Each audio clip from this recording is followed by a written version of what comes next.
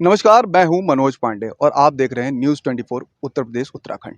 आज हम बात करेंगे उत्तर प्रदेश में बीते दिनों भाजपा कार्य समिति की बैठक हुई और उस बैठक में रार नजर आई। अब वो रार दरार में तब्दील हो गई है और गहराती जा रही है वो दरार, क्योंकि बीते दिनों आजमगढ़ में बैठक बुलाई गई, लेकिन उस बैठक में बीजेपी के जो सहयोगी दल हैं, ओम प्रकाश राजभर और संजय निषाद, वो शामिल नहीं हुए। तो ये दरार जो गहराती जा रही है, इसके मायने क्या हैं और इसके परिणाम क्या होने वाले हैं, उस पर बात करेंगे वरिष्ठ पत्रकार विजय उपाध्याय जी से। सर, कार्य समिति की बैठक हुई, बैठक के बाद अब ये देखा जा रहा है कि जो संगठन और सरकार में दो फाड़ हो गए हैं और उसमें आप देख रहे होंगे सहयोगी दल वो मुख्यमंत्री की बैठक में न जाकर के उप मुख्यमंत्री के आवास पे नजर आ रहे हैं, उनसे बातचीत करते हैं। देखिए, एक तो सहयोगी दल जो भारतीय जनता पार्टी के हैं, उनको भारतीय जनता पार्टी की प्रदेश कार्य समिति की बैठक में रहने का कोई औचित्य नहीं है, इसलिए वहाँ नहीं थे और होंगे भी नहीं, क्योंकि उनकी अपनी पार्टी है तो अपनी पार्टी की कार्य समिति में रहेंगे, बीजेपी में नहीं। तो एक तो ये कार्य समिति वाला मसला ये है। दूसरी, जो मुख्यमंत्री जी ने मंडल वार बैठकें बुलाई हैं, उसमें ये बात सही है कि बहुत से लोग नहीं गए हैं उस तरह से। अच्छा, बैठकों का उस तरह से ना मीडिया को जानकारी दी गई, वह फोटो जारी की गई जिसमें 5 लोग 6 लोग इस तरह से फोटो दिखाई दे रही थी। बाद में और कितनी मंडल की बैठकें हुई ये मालूम नहीं है, और लेकिन बैठकें उनकी उपयोगिता क्या रही ये भी पता नहीं।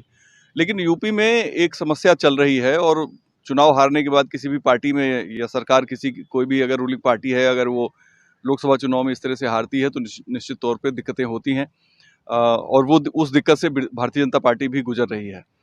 अपोजिशन बराबर हमले कर रहा है। आप देखिए अपोजिशन का टोन क्या है। अपोजिशन मुख्यमंत्री पे हमले नहीं करता, अपोजिशन केशव प्रसाद मौर्य पे हमले ज़्यादा करता है, अपोजिशन ब्रजेश पाठक पे हमले करता है। तो एक स्ट्रेटजी है अपोजिशन। दूसरी तरफ जो भारतीय जनता पार्टी के नेता हैं, उनको लगता है कि हमारा 9% ओबीसी वोट खिसक गया है, तो हमें पहले उसकी चिंता करनी चाहिए। तो केशव मौर्य उसकी अगुवाई कर रहे हैं, ओबीसी वोटों की वो चिंता कर रहे हैं, और ओबीसी वोट कम हुए हैं, उसका असर सहयोगी दलों पे भी पड़ा। अपना दल की 1 सीट कम हुई है, निषाद पार्टी की 1 सीट कम हुई है, सुहेलदेव भारतीय समाज पार्टी 1 सीट पे चुनाव लड़ रही थी, वो भी नहीं जीत पाई। तो इन सब की समस्याएं सेम है, वो समस्या है ओबीसी वोटर। अब ओबीसी को जोड़ने के लिए ये लोग आपस में कोई स्ट्रेटजी बना रहे हैं, कोई फार्मूला तलाश करने की कोशिश कर रहे हैं। और इन लोगों में कई का ये भी आरोप है कि भाई अधिकारी हमारी सुनते नहीं। संजय निषाद का आज का ही बयान है कि अधिकारी सुनते नहीं, जिससे हमारा वोट हमसे छिटक रहा है। तो असल समस्या ये है कि सरकार में इनकी कोई बात सुनी जाती है, सरकार में इनकी चलती है कि नहीं चलती है, ये सवाल सबसे बड़ा है। और इस सवाल के पीछे जो मजबूती से जो चीज़ जिसकी बात की जा रही, वो ओबीसी वोटर्स की और दलित वोटर्स की नाराजगी की।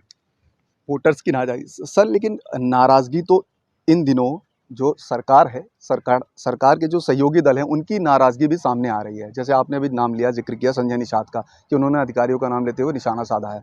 ओम प्रकाश राजभर ने भी कहीं ना कहीं सीधे वे में नहीं कहा, लेकिन वो भी घूम फिर करके कहीं ना कहीं जो चुनाव हारा है उनके बेटा, उसका ठीकरा जो है भाजपा के नेताओं और अधिकारियों पे ही फोड़ा है। तो ये कहाँ तक ये जो दरार है सर, ये कौन सा रूप लेने वाली है और इसके परिणाम क्या होने वाले हैं? क्या आने वाले समय में बीजेपी से ये लोग हटने वाले हैं? देखिए, लोकसभा चुनाव के दरमियान जो राजपूत समाज है उसने कहा था कि हम भाजपा को वोट नहीं देंगे, और वो योगी जी को बचाने के लिए उन्होंने भाजपा को वोट नहीं दिया। ऐसा पहली बार हुआ है किसी कम्युनिटी के द्वारा कि वो अपने सजातीय मुख्यमंत्री को, जैसा उनका क्लेम है, मुख्यमंत्री जी तो संत हैं, लेकिन उनका क्लेम था कि हम सजातीय मुख्यमंत्री हैं और हम उन्हें भाजपा उनको हटा ना दे, जैसा कि केजरीवाल ने भी आरोप लगाया था कि चुनाव के बाद योगी आदित्यनाथ को हटाया जा सकता है। तो शुरुआत तो वहाँ से हो गई, और जब एक बार कास्ट लाइन ट्रिगर हो जाती है तो वो दूर तक चलती है। और जब राजपूत समाज जाति के आधार पर कोई एक फैसला लेता है, उनकी पंचायतों की बैठकें होती हैं, गांव समूह की बैठकें होती हैं, तो उसका इम्पैक्ट ओबीसी पे भी जाता है, अन्य कास्ट पे भी जाता है, और ऐसा हुआ भी।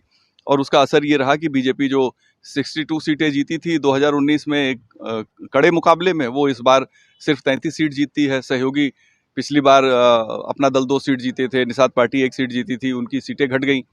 आरएलडी सिर्फ एक नई जो सहयोगी थी उसकी 2 सीटें आ पाई।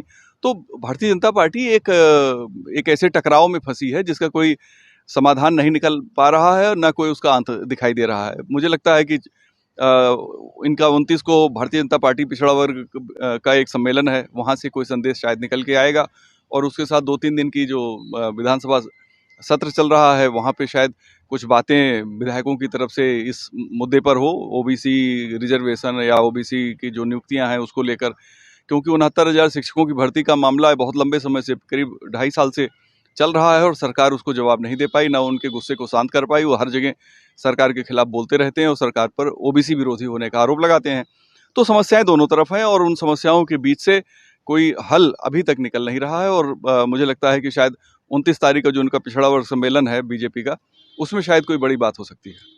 सर, आपने 69,000 भर्ती का जिक्र किया, उसको लेकर के अनुप्रिया पटेल जो केंद्र में एनडीए का हिस्सा हैं, यहाँ पर भी ओम प्रकाश राजभर और संजय निषाद उसका मुद्दा उठाए। उसके बाद तमाम जो पूर्व मंत्री रहे, मोती सिंह, राकेश मिश्रा, अब अशोक रावत मिश्रिक के सांसद, उन्होंने भी लगातार ये क्या एक रणनीति के तहत हो रहा है या लामबंदी करी जा रही है, सरकार को घेरने की साजिश है, या एक साधारण तौर पे इसको मान के चलें कि ये सरकार की घेराबंदी नहीं है, या आने वाले समय में जैसा कि आपने अभी केजरीवाल का भी जिक्र किया कि मुख्यमंत्री हटा दिए जाएंगे, क्या इसकी सुगबुगाहट है?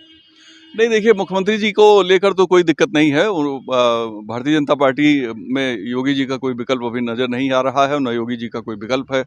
लेकिन जिस तरीके से ओबीसी लीडरशिप, चाहे वो बीजेपी की हो या बीजेपी के सहयोगी दलों का हो, दोनों ने अगर ओबीसी की इतनी और दलितों की इतनी चिंता चुनाव के पहले की होती तो शायद रिजल्ट कुछ और होते। इन लोगों ने उस समय कोई चिंता की नहीं। चुनाव में रिजल्ट खराब होने के बाद इनको लगा कि बड़ी चूक हो गई और वो अपनी चूक को ठीक करने की कोशिश कर रहे हैं, क्योंकि अब 27 का रिजल्ट भी इससे प्रभावित होने वाला है। तो दोनों इसीलिए परेशान हैं। असल में इनको परेशान तो 22 के बाद से ही शुरू हो जाना चाहिए था, क्योंकि संकेत तो 22 में ही मिल गए थे कि ओबीसी और दलित वोटर छिटक सकता है, लेकिन इन्होंने ध्यान नहीं दिया। शायद दूरदर्शिता का अभाव रहा होगा या जो भी कारण इन लोगों ने समझा हो। जहाँ तक बात बीजेपी के विधायकों की है, तो विधायक वो तो बहुत स्वाभाविक बात है, विधायक अपनी शिकायतें कह रहे हैं और अधिकारियों से नहीं सुनते। ये बात तो आम थी, ये पहले से, चुनाव के पहले से आम थी। लोकसभा चुनाव की बहुत पहले से बात हो रही थी कि मंत्रियों विधायकों की अधिकारी सुनते नहीं हैं। समय समय पर इस पे मुख्यमंत्री कार्यालय से निर्देश भी जारी हुआ, विधानसभा अध्यक्ष ने भी निर्देश जारी किए हैं कि प्रोटोकॉल का पालन होना चाहिए, सुनवाई होनी चाहिए, लेकिन ऐसा हुआ नहीं। और इसके न होने की वजह से अब चुनाव के बाद लोग बोल रहे हैं, खुल के बोल रहे हैं। अब जैसे देवेंद्र सिंह जो एमएलसी हैं, उन्होंने कहा कि भाई अधिकारी चाहते हैं कि विधायक उनके पैर छुएं, या फतेह बहादुर ने कहा कि हमारी हत्या की साजिश हो रही है, मैंने 11 दिन हो गया, मुझे कोई सुनवाई नहीं हुई। तो इस तरह से करीब 1 दर्जन से ज़्यादा ऐसे विधायक हैं जिन्होंने अपनी तकलीफ, वेदना व्यक्त की है। अब वेदना व्यक्त करने वालों की श्रेणी में सांसद भी आ गए हैं, अशोक रावत भी आ गए हैं, यानी कि ये कारवां बढ़ता जा रहा है। अब इस कारवां को ये जो लोगों की जो मुखर हो रहे हैं अपनी नाराजगी को लेकर, ये एक बड़ी समस्या है। क्योंकि अगर आप चुनाव हारे हैं, उसके बाद आप पार्टी के भीतर से ही आवाजें उठें, तो वो एक चिंता की बात है। मुझे लगता है कि इसको एड्रेस करने के लिए अभी तक कोई ठोस प्रयास हुए नहीं है। अगर ठोस प्रयास नहीं होंगे तो बीजेपी के लिए मुश्किलें बढ़ेंगी।